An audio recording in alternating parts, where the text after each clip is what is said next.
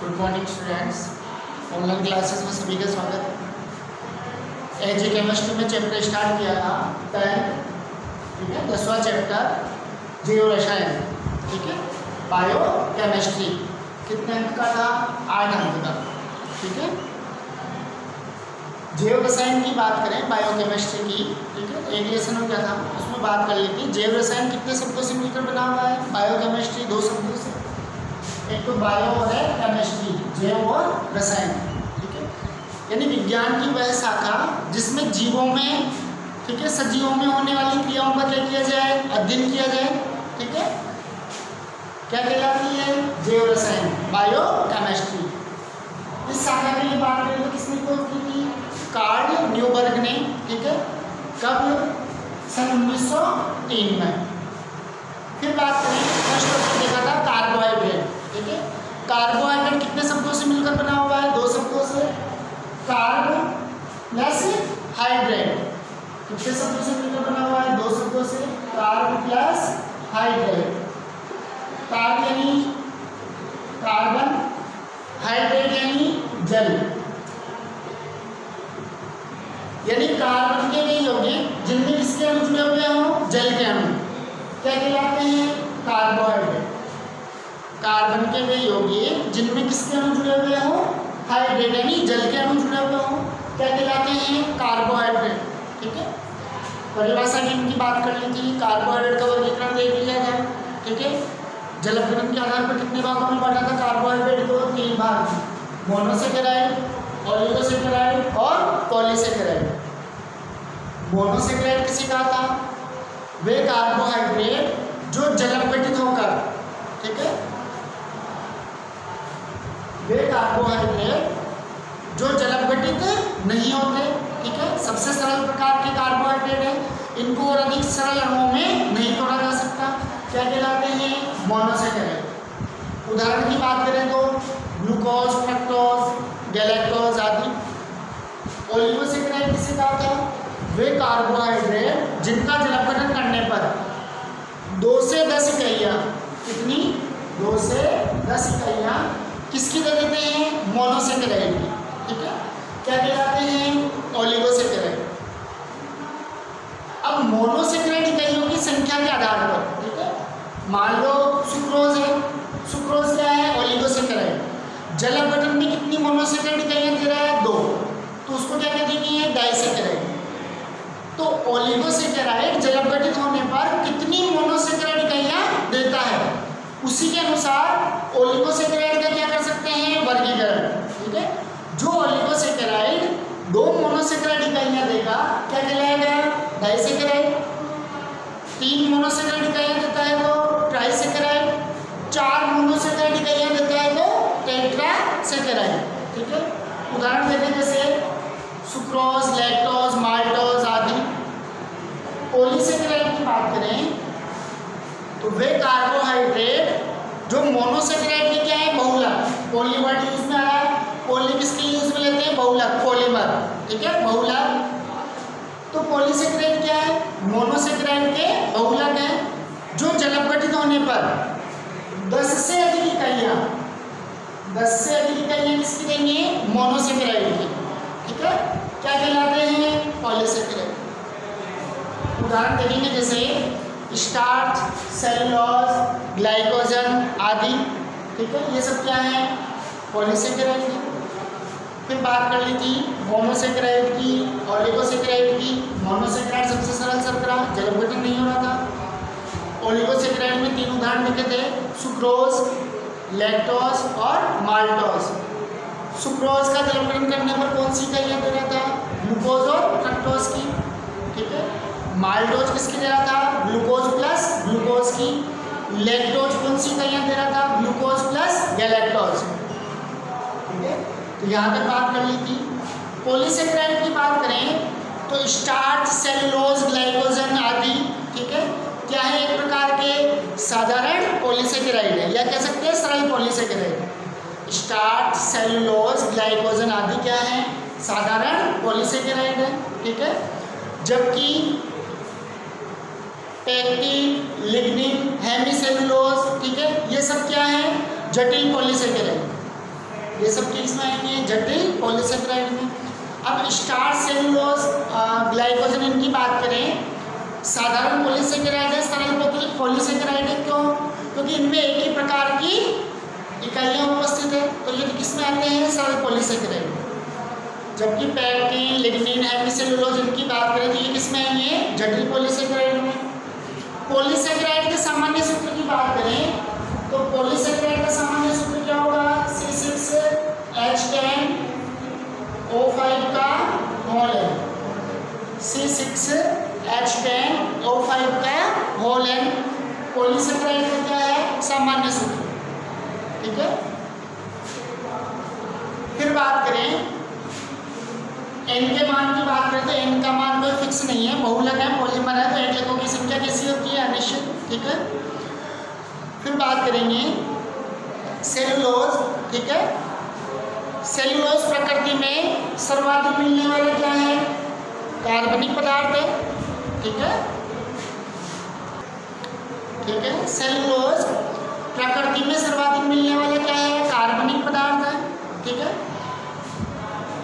ये सभी पेड़ पौधों की जो भी पादप कोशिका है, पादप कोशिका का सबसे बाह्य आवरण क्या होता है? कोशिका भित्ति, सेल वॉल। तो ये सभी पादप कोशिकाओं की या सभी पेड़ पौधों की किसका मुख्य अवयव होगा? कोशिका भित्ति का। ठीक है। कोशिका भित्ति कहाँ उपस्थित होगी? केवल पादप कोशिका में। जंतु कोशिका में कोशिका भित्ति क्या होती है? अनुपस्थित होती है। ठीक है। ठीक है। कोशिका भित्ति का क्या है? मुख्य अवयव है। ठीक है। सेलुलोज के द्वारा क्या होती है? पादप कोशिका की कोशिका भित्ति क्या होती है?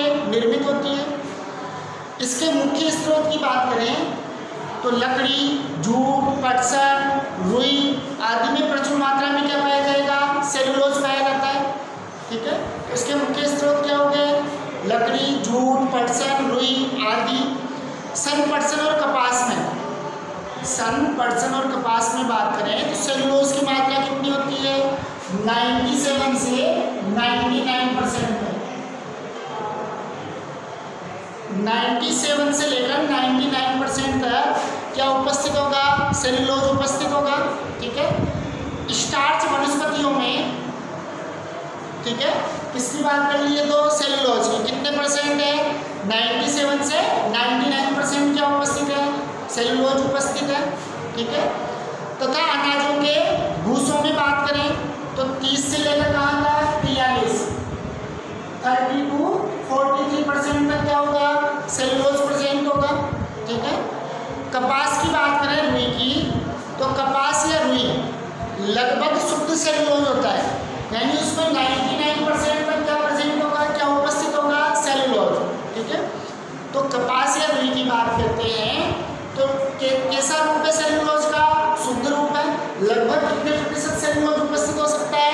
99%। स्टार्च की बात करें तो स्टार्च को एमाइलम भी कहते हैं। ठीक है। स्टार्च वनस्पतियों में प्रचुर मात्रा में, पॉलीसेकेराइड की बात कर रहे थे सरल वाले, स्टार्च, सेलुलोज, ग्लाइकोजन। ठीक है। तो वनस्पतियों में या पेड़ पौधों में कार्बोहाइड्रेट किसके रूप में संचित रहता है? स्टार्च के रूप में। पेड़ पौधों में या वनस्पतियों में कार्बोहाइड्रेट किसके रूप में संचित है? स्टार्च के रूप में। जीव जंतुओं की इनकी बात करेंगे, जंतुओं की बात करें तो वहाँ कार्बोहाइड्रेट किसके रूप में संचित है? ग्लाइकोजन के रूप। किसके रूप में संचित होगा? ग्लाइकोजन के रूप में संचित होता है। ठीक है। तो स्टार्च की बात करते हैं तो स्टार्च वनस्पतियों में प्रचुर मात्रा में पाया जाता है और पौधों का सुरक्षित खाना है। ठीक है। आलू, चावल, सभी अनाज, शकरकंद जो भी हल्के से मीठे हों, आलू, चावल, सभी अनाज, शकरकंद, ठीक है, साबुदाने आदि सभी भोज्य पदार्थ किसके मुख्य स्रोत हैं? स्टार्च के। इन सभी में प्रचुर मात्रा में क्या पाया जाएगा? स्टार्च पाया जाएगा। ठीक है। फिर बात करें आलू में कितने प्रतिशत होगा? 15 से 20%। ठीक है। आलू में कितने प्रतिशत? 15 से 20% स्टार्च। गेहूं में बात करें तो 60 से 70%। मक्का में बात करते हैं तो 65 से 70% क्या उपस्थित है? स्टार्च उपस्थित है। तथा चावल की बात करें तो 75 से 80% क्या उपस्थित होगा? स्टार्च उपस्थित होगा। ठीक है। ग्लाइकोजन बात करें इसकी ग्लाइकोजन की, तो ग्लाइकोजन सभी जंतु कोशिकाओं, ऊतकों, यकृत तथा मांसपेशियों में मुख्य रूप से कार्बोहाइड्रेट्स के रूप में क्या होता है, संचित होता है। बात की थी भी, पेड़ पौधे वनस्पतियों में तो कार्बोहाइड्रेट किसके रूप में संचित है, स्टार्च के रूप में, ठीक है। जबकि जंतुओं में कार्बोहाइड्रेट किसके रूप में संचित होगा, ग्लाइकोजन के रूप में, ठीक है। ग्लाइकोजन सभी जंतु कोशिकाओं, ऊतकों, यकृत, मांसपेशियों में किसके रूप में संचित है, कार्बोहाइड्रेट के रूप में संचित है। इसलिए इसे क्या कह देते हैं, जंतु स्टार्च। ग्लाइकोजन को दूसरा नाम क्या देते हैं, जंतु स्टार्च या यकृत स्टार्च भी कह देते हैं। फिर बात करें आगे, ठीक है, ग्लाइकोजन की बात करें तो यह मांसपेशियों की अपेक्षा किसमें अधिक मात्रा में पाया जाता है, यकृत में। इसलिए क्या नाम दे दिया था, यकृत स्टार्च भी दे दिया था, ठीक है। इनुलिन, कंपोजिटी कुल के अनेक पौधे जैसे प्याज, लहसुन आदि में पाया जाता है। ये किसका बहुलक होगा, फ्रक्टोज का, ठीक है।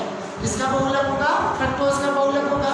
उपरोक्त पॉलीसेकेराइड को सरल पॉलीसेकेराइड, उपरोक्त पॉलीसेकेराइड कौन किस किस की बात की, सेलुलोज, स्टार्च और ग्लाइकोजन, तीनों की बात की, ठीक है।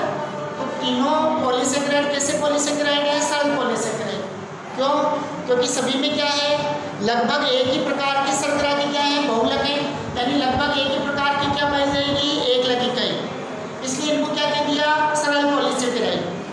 फिर बात करें जटिल पॉलीसेकेराइड, तो वे पॉलीसेकेराइड जिनके अणुओं में अन्य अणु भी मिलते हैं, शर्करा के अलावा, ठीक है, अन्य अणु भी उपस्थित हैं, तो वो क्या है, जटिल पॉलीसेकेराइड। जैसे बात करें पैक्टिन, लिग्निन, हेमिसेलुलोज, ये सब किस में चले जाएंगे, जटिल पॉलीसेकेराइड, ठीक है।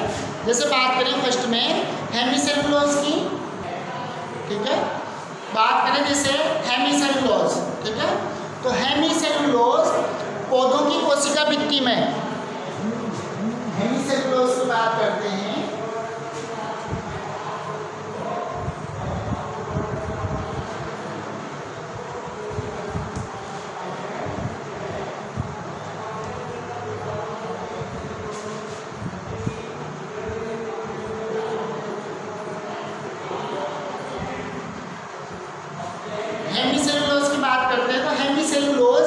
पौधों की कोशिका भित्ति में किसके रूप में, लिग्निन।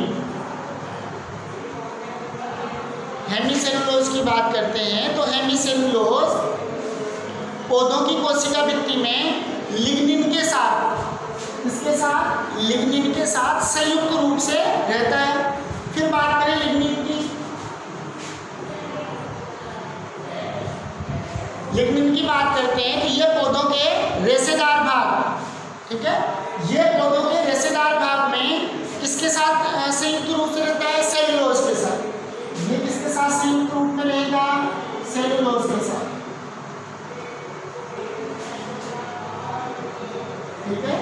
हेमिसेलुलोज की बात कर रहे थे तो ये पादपों की कोशिका भित्ति में किसके साथ संयुक्त रूप में, लिग्निन के साथ। और लिग्निन की बात करते हैं तो ये पौधों के रेशेदार भागों में, ठीक है, किसके साथ संयुक्त रूप में, मिश्रित रूप में है, सेलुलोज के साथ। फिर बात करें थर्ड पैक्टिन की, पैक्टिन की बात करते हैं तो यह मुख्यतः कहाँ पाया जाएगा, फलों में, ठीक है। पैक्टिन पॉलीसेकेराइड की बात करते हैं, जटिल पॉलीसेकेराइड की, तो कहाँ पाया जाएगा, मुख्यतः फलों में पाया जाएगा, ठीक है, तथा उनको सुरक्षित रखेगा, फलों में पाया जाता है तथा उनको क्या करता है, सुरक्षित रखता है, ठीक है। इसका उपयोग जैम, खेती, ठीक है, सुरक्षित रखने के लिए जैम, जेली, ठीक है, आदि बनाने में किया जाता है, ठीक है, या कह सकते हैं जैम, जेली आदि के मुख्य घटक में पैक्टिन का उपयोग किया जाता है, जो उनको क्या करता है, सुरक्षित रखता है, ठीक है। फिर बात करेंगे कार्बोहाइड्रेट के जैविक कार्य, मुख्य कार्य क्या क्या हो सकते हैं,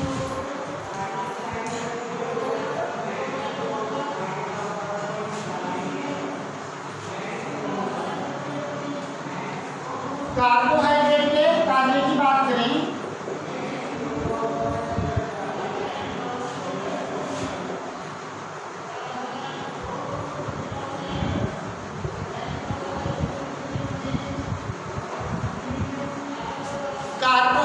जैविक कार्य की बात करते हैं, मुख्य कार्य की, ठीक है। एक तो किसका निर्माण करता है, कोशिका भित्ति का, ठीक है, कोशिका झिल्ली का, पादप कोशिका की बात कर रहे थे, ठीक है। तो वहाँ कोशिका भित्ति का निर्माण कौन कर रहा था, सेलुलोज, ठीक है। अन्य कार्बोहाइड्रेट किसका निर्माण कर सकते हैं, कोशिका झिल्ली का निर्माण कर सकते हैं, पादपों के कंकाल का निर्माण कर सकते हैं, ठीक है। और मुख्य कार्य क्या है कार्बोहाइड्रेट का, कि हमारे शरीर को ऊष्मा और ऊर्जा प्रदान करते हैं, ठीक है। भोजन है, जटिल अणु है, चबा करके क्या होते हैं, उनको सरल अणुओं में तोड़ते हैं, छोटे अणुओं में तोड़ते हैं, जिससे हमारे शरीर को क्या मिलती है, ऊर्जा, ठीक है। उपापचयी क्रियाएं चलती है, अपचय और उपचय। एक में ऊर्जा की प्राप्ति होती है, एक में ऊर्जा का क्या होता है, ह्रास।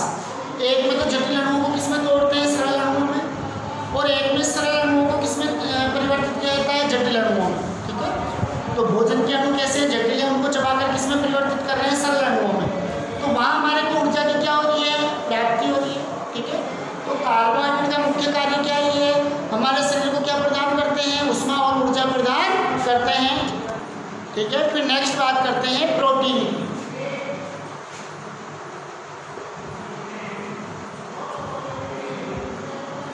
यहाँ पर किसकी बात कर रहे थे, कार्बोहाइड्रेट की, ठीक है। नेक्स्ट बात करें प्रोटीन की। तो प्रोटीन क्या है, प्रोटीन एमिनो अम्लों के बहुलक है। प्रोटीन किसके बहुलक है, जैव बहुलक है एमिनो अम्लों के। एमिनो अम्लों के क्या है, बहुलक है। जब 100 या 100 से अधिक एमिनो अम्ल आपस में जुड़ेंगे पेप्टाइड बंध के द्वारा, पॉलीपेप्टाइड के रूप में, तो जब 100 या 100 से अधिक एमिनो अम्ल आपस में जुड़ते हैं तो किसका निर्माण करेंगे, प्रोटीन का। यानी प्रोटीन क्या है, एमिनो अम्लों के जैव बहुलक है, ठीक है। ये सभी जीवित कोशिकाओं में उपस्थित होते हैं, पाए जाते हैं, ठीक है। प्रोटीन शब्द की उत्पत्ति की बात करें तो प्रोटीन शब्द की उत्पत्ति किससे हुई है, ग्रीक भाषा के शब्द प्रोटियोस से,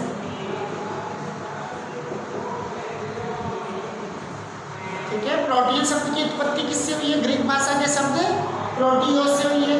प्रोटियोस यानी प्रथम अति महत्वपूर्ण, ठीक है, प्राथमिक महत्वपूर्ण या प्रथम महत्वपूर्ण। तो प्रोटीन क्या है, एमिनो अम्लों के जैव बहुलक है। जब 100 या 100 से अधिक एमिनो अम्ल आपस में मिलेंगे तो किसका निर्माण करेंगे, प्रोटीन का। प्रोटीन का एक प्रकार के बहुलक, ठीक है। फिर बात करते हैं प्रोटीन कहाँ उपस्थित है, सभी जीवित जीवों में उपस्थित है, ठीक है। जीवित कोशिकाओं में पाए जाते हैं। प्रोटीन शब्द की उत्पत्ति किससे हुई, ग्रीक भाषा के शब्द प्रोटियोस से। प्रोटियोस का अर्थ क्या है, प्राथमिक महत्वपूर्ण। क्यों, क्योंकि प्रोटीन हमारे लिए क्या है, अति महत्वपूर्ण है, प्रथम महत्वपूर्ण यौगिक है, ठीक है, बहुलक है, ठीक है। जो कार्य क्या करते हैं, हमारे शरीर की वृद्धि और अनुरक्षण के लिए क्या होते हैं, बहुत महत्वपूर्ण है, अति महत्वपूर्ण है, इसलिए इनको किस नाम से उत्पत्ति मानी जाती है, प्रोटियोस, प्राथमिक महत्वपूर्ण। फिर बात करें वनस्पतियों की तुलना में, ठीक है। वनस्पतियों की तुलना में जीव जंतुओं में प्रोटीन की मात्रा क्या होती है, अधिक होती है। वनस्पति की तुलना में जीव जंतुओं में प्रोटीन की मात्रा क्या होती है, अधिक होती है। जीवधारियों की बात करें, बाल, त्वचा, नाखून, ठीक है, हीमोग्लोबिन, मांसपेशियां, एंजाइम, एंटीबॉडी, उच्च हार्मोन आदि किसके बने होते हैं, प्रोटीन के बने होते हैं। फिर बात करें प्रोटीन के संगठन की, प्रोटीन में क्या क्या उपस्थित हो सकते हैं। तो प्रोटीन के संगठन की बात करें,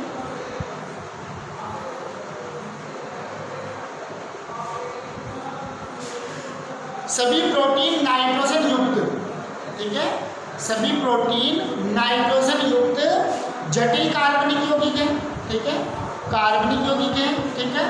एमिनो अम्लों के बहुलक है, यानी कार्बन, हाइड्रोजन, ऑक्सीजन उपस्थित होगी, ठीक है। सामान्य एमिनो अम्ल का जो सामान्य सूत्र है उसमें जो तत्व हैं वो प्रोटीन में उपस्थित होने हैं। तो सभी प्रोटीन नाइट्रोजन युक्त जटिल कार्बनिक यौगिक हैं, जिनमें नाइट्रोजन के अतिरिक्त, ठीक है, नाइट्रोजन के अतिरिक्त क्या क्या हो सकते हैं, कार्बन, हाइड्रोजन, ऑक्सीजन, सल्फर आदि तत्व उपस्थित होते हैं, ठीक है। नाइट्रोजन के अलावा कार्बन, हाइड्रोजन, ऑक्सीजन, सल्फर आदि तत्व उपस्थित होते हैं।